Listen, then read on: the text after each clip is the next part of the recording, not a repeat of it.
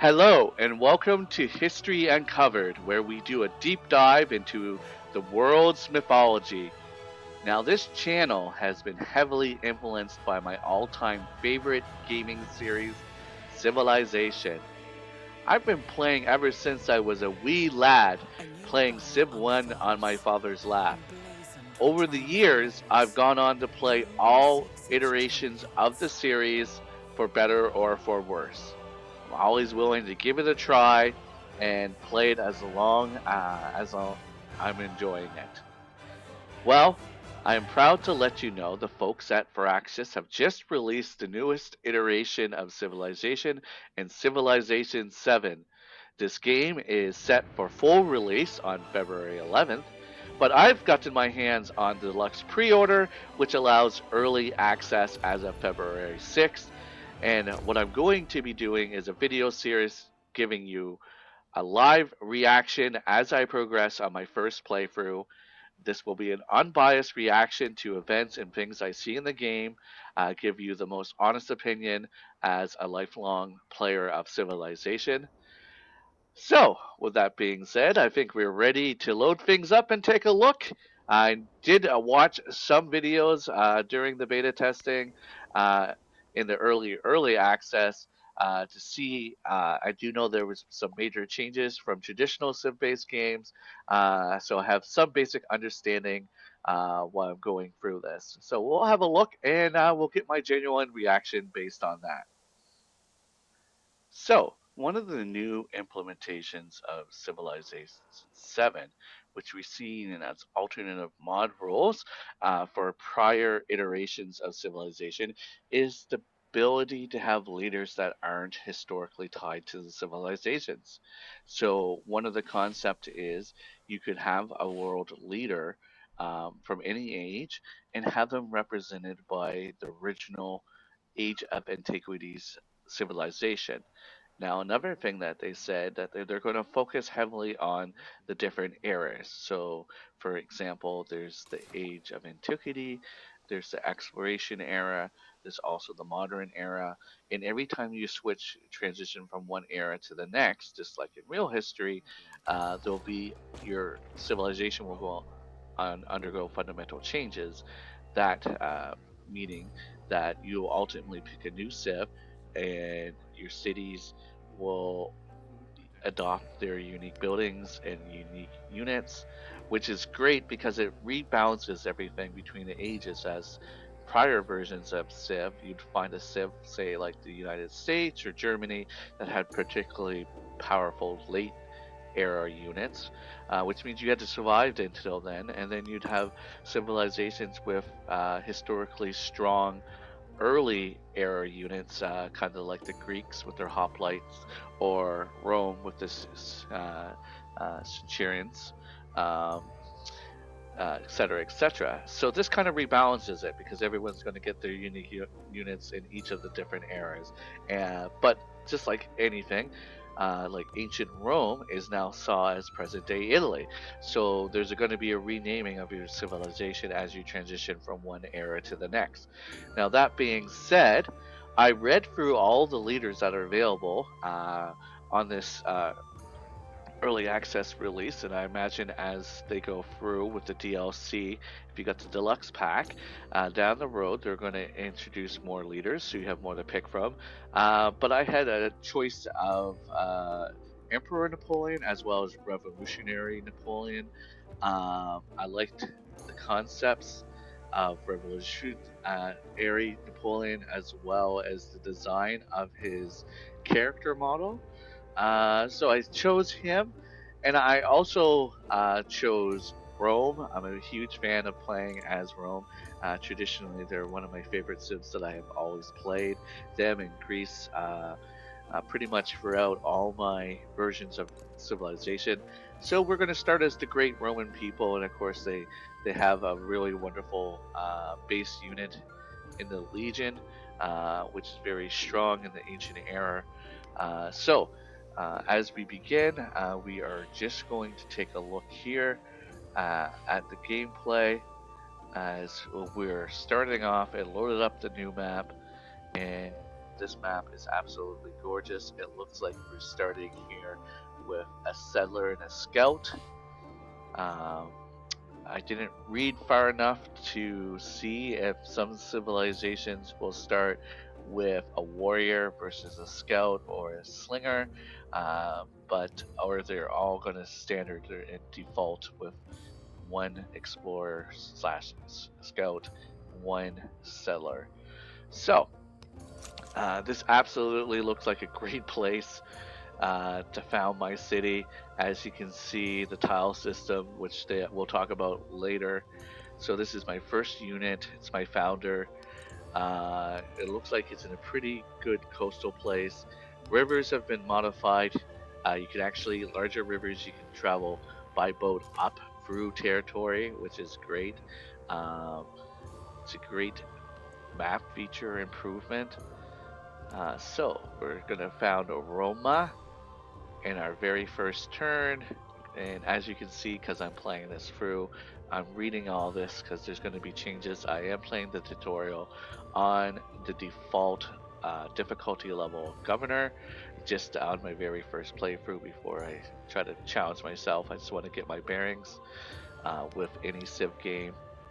And as you can see, looks like we got gypsum to the northeast there. So obviously I'm going to be starting off. I can make a warrior and a scout. It's always a good idea to just produce some scouts to get a lay of the land, plan out your future settlements. Now, the devs have said that you can build tall or build wide. I'm more of a wide builder. I love building lots of settlers and expanding. I'm an expansionist. Rome is perfect for that kind of play style as well. I like to scout out and see where future cities can be founded to take advantage of those strategic resources.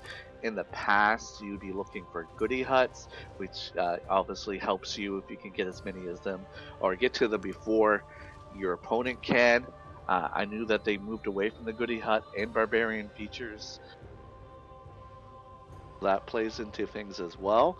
Um, Another thing that we're going to do is we're going to look and see how Natural Wonders, which was something that was added in Civ 5 and 6, Civ 6, plays into this as well.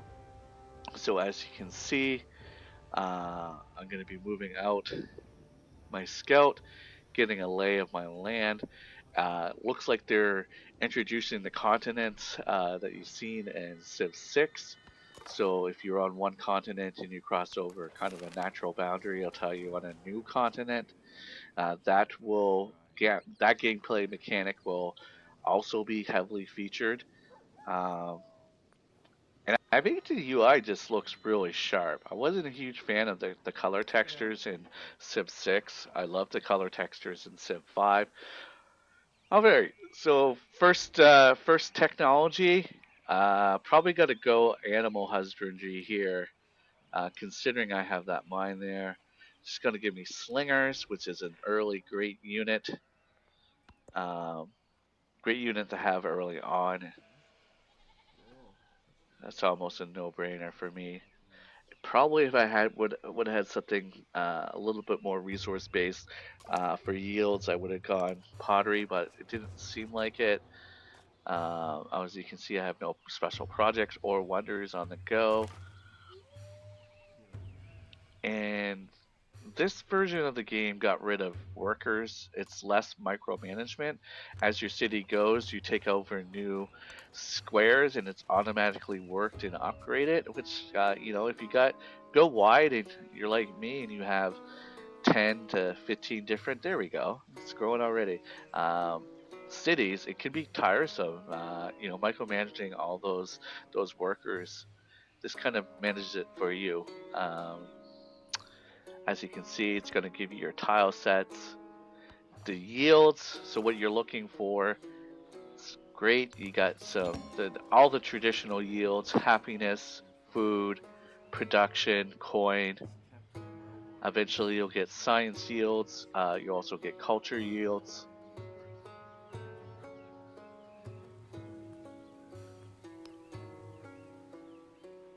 Definitely think one that has At least three is gonna help. Shouldn't be a no-brainer here. But getting back to the UI, I think the colors and the fact that you can zoom in, it just seems so lush.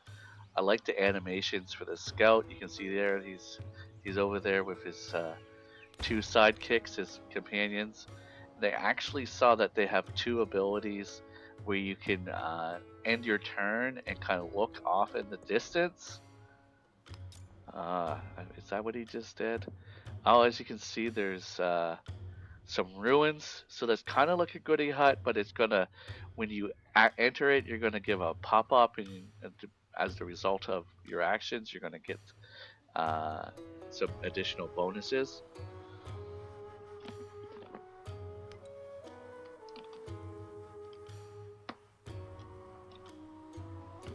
This is great because it'll play almost kind of like a little bit more involved, story based, almost like a JRPG. Um, I'm a fan of that. Let's see here. So moving here, as you can see, worshippers have congregated under the torchlight in the shrine. Looks down at them. So I can get either coin or culture. 75 gold is pretty good. That's a good way to open up your early coffers and get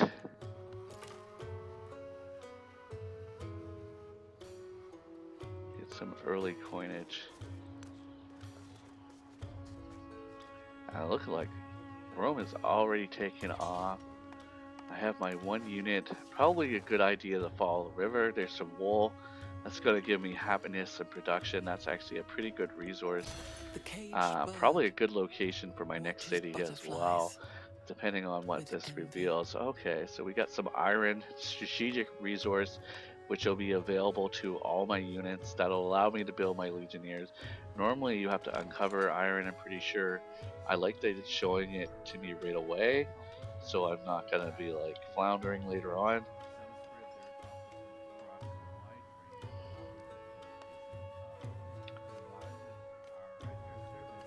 I think that's a great location.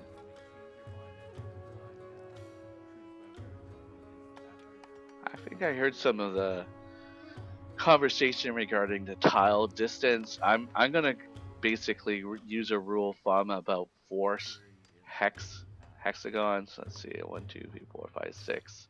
Yeah, uh, four hexagons away from each city, so they don't overlap and fight for resources. I think that. Oh, this is friendly. Abandoned soldiers, their flag and faces unfamiliar, kept well ordered, tattered camp, have given up their home. Perfect. That gave me a set of warrior units. My city's already growing. You're gonna find that your cities grow really fast in this game. Um, just basically in the default difficulty level, the game speed. Um, it's always good to get the food going. Help with the granary. Now this here, you can drop this down. So it's kind of taking the district concept and reworking it, which is great, but a little less.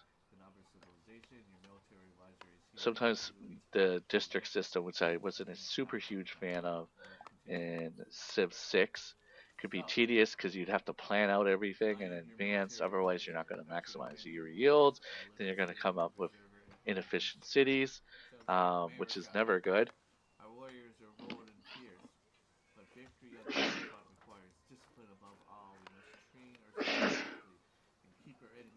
Oh, pardon me. So we'll see how far we get in on this particular set. Now, I like that the gold is just to the north. Hopefully, there's not too much shore. That'll be the tip of my peninsula. That's incense. That's a nice luxury resource. It just looks like this opening map that we're playing on is just rife with lots of great uh, natural resources. It's gonna. Oh, that's marble. I thought that was gypsum. I think gypsum might be green. So I just covered my first tech so I can start building out those slingers. A saw pit, which is something that normally you get in later times in previous versions of Civ. Now here's your legacy. So you get to kind of dictate on how you want to play. Um, are you playing for culture, or for science, or militaristic? If you're going more of a trade route. So here you're gonna pick it, and then you're gonna obviously you're going to start getting perks in the skill tree, and that's going to allow you to be more successful depending on what type of playstyle you want to go for.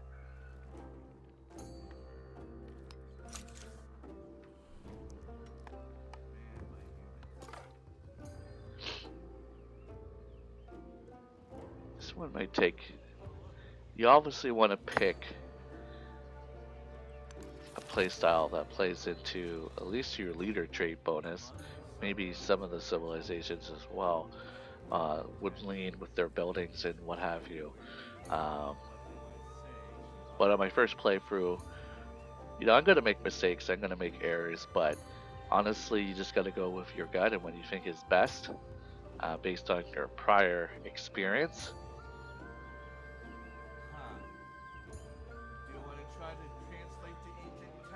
So you got trade, security, monuments, knowledge.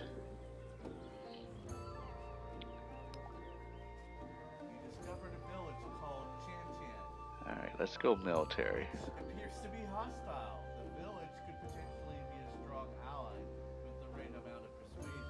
Okay, you can change paths at any time. So this is probably your advisor. It's going to flag your build types and have it as recommended. This is probably for newer players to the Civilization series to help them kind of manage how they want to direct your empire, give you recommendations. I can't remember if it was Civ 2 or Civ 3, but they had like actual animated advisors that would tell you, which was always fun when they're like, "You're number one in science, sire." Those were a lot of fun to interact with. And you're going to get into civics, which is a great addition to the game. And the civics are going to be tied to your type of government. Your legacy is the point system. I do believe your legacy progress also ties you if you end up with a golden age, if you maximize it. So obviously you're going to have different goals for the different types.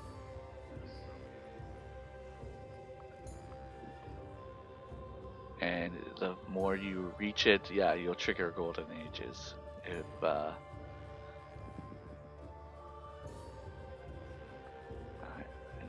looks like there isn't a trigger for a dark age, which is nice. It was always hard playing when you have all those penalties from being in a dark age, but maybe it's a separate event. Hard to say at this point.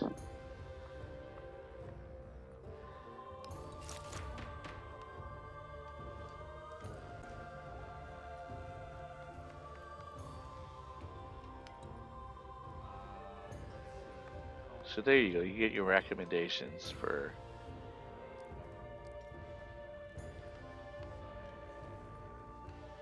As you can see, Rome has been expanding, and it absolutely the sprawl from the city is looking really sharp.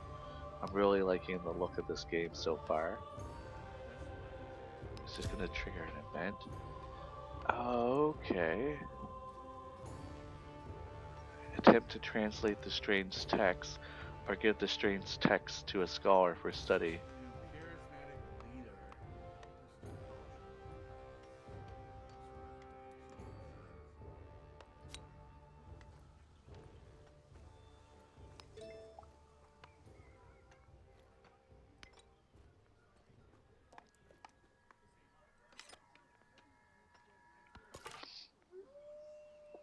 I'm definitely going to opt for accumulating as much gold as I can. And unfortunately, my actions have made the village Chan Chan hostile. They could be an ally with persuasion, but right now I did an action to make them angry at me. So they're now deemed as hostile. All units will be hostile towards mine. You've just I could use my defeated influence King of points, which Kings. are like your Good diplomatic points from diplomatic previous versions, relationships with other to once leaders again give befriend them. powerful benefits Uh, for I the do believe that expected if you for the befriend them, policies you'll of your leader. Szechuan and then you get all the King of abilities, Kings kind of like the therefore city studied states diplomatic relations with other that was leaders and implemented in Civ to 6, but weaken toned down. a friendly, neutral, or hostile kingdom Found by Civ 6 declaring really ground war. with all the city states and everything going on there. Just away from the general overall play style that I enjoy doing. The village is mine.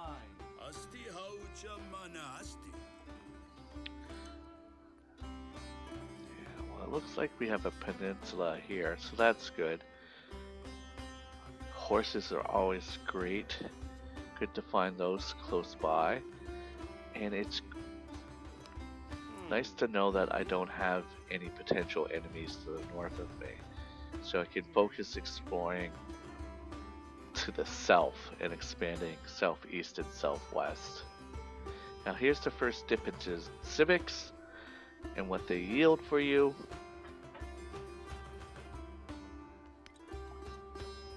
Now these are all in Latin, and it's in Latin because I think they're unique civics for being the Roman civilization. It would be really, really cool if I switched to other civilizations and see the name of those unique civics in their native language. That would be really cool. I haven't played around too much to see if that's the case, but another playthrough I'll certainly be able to find that out. And here we're choosing our government. Now I'm looking for science and production. So it looks like even though I'd like to be a classical republic, I gotta go despotism. Gonna be a despot. Don't want to be an oligarch. It's too early for being a monarchy. Hopefully you can change that later.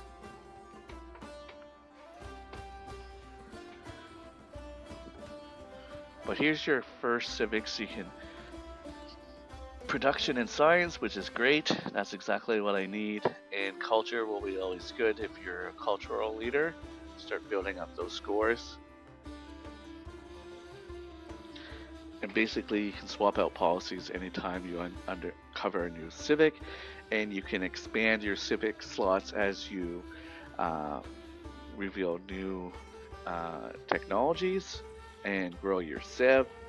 Probably different eras also give you more civic slots. So it seems they're taking all the good things from the prior versions of the game and implementing them and retooling the things that a lot of people weren't a huge fan of. I just met Xerxes, King of Kings. So Xerxes would be a leader, but that doesn't necessarily that he is the leader of the Persians.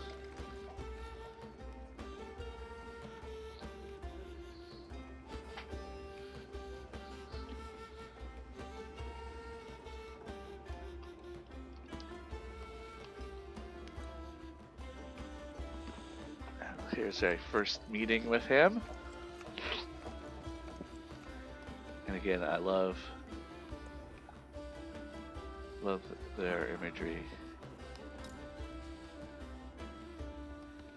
And this is interesting. So you can use your reputation points. I have 100 to do a friendly greeting. Or you could do a neutral or a hostile. So as you can see, he is Persian. Okay, but it's not always going to be the case. But in this case, he is the leader of the Persians, which is historically accurate. Now, from this here, I can use my influence points to start There's like military aid, cultural exchange, open borders, and they all do different things. Later on, you'll be able to get endeavors, sanction, espionage. So all this is being integrated and used with your influence points, as you can see, as one of your yields. So this is great. It really makes it easier to interface and interact with other world leaders. I actually really like this simplified version, and I'll be able to click on different information.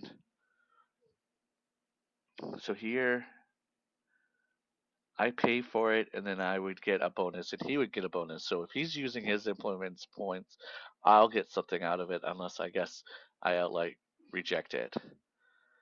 So we have an open borders in place for 15 turns.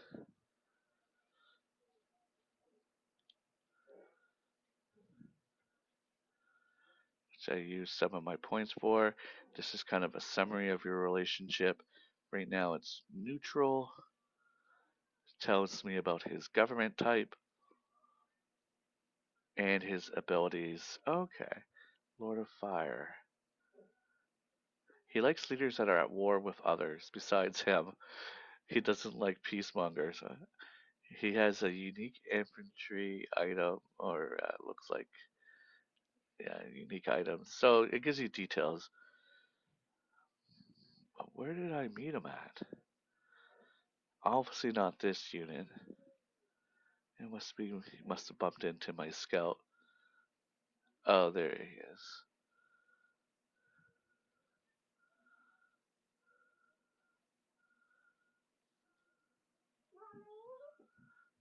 So let's see how he deals with Chan Chan.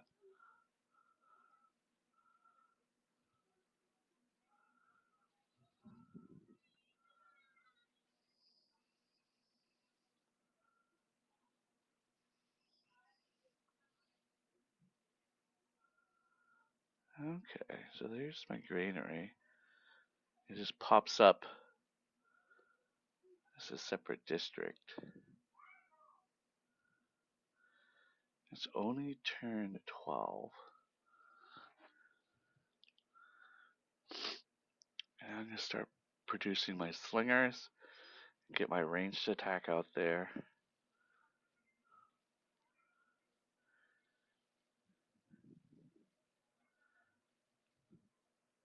So I can start producing my slingers. Obviously, with my 185, I could buy things if I want to rush to production.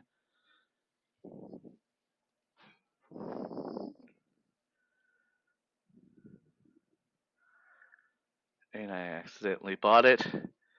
Just playing around with things, testing it out. That's okay. I'll get the gold back. Usually build 2 slingers before I move on to other city improvements.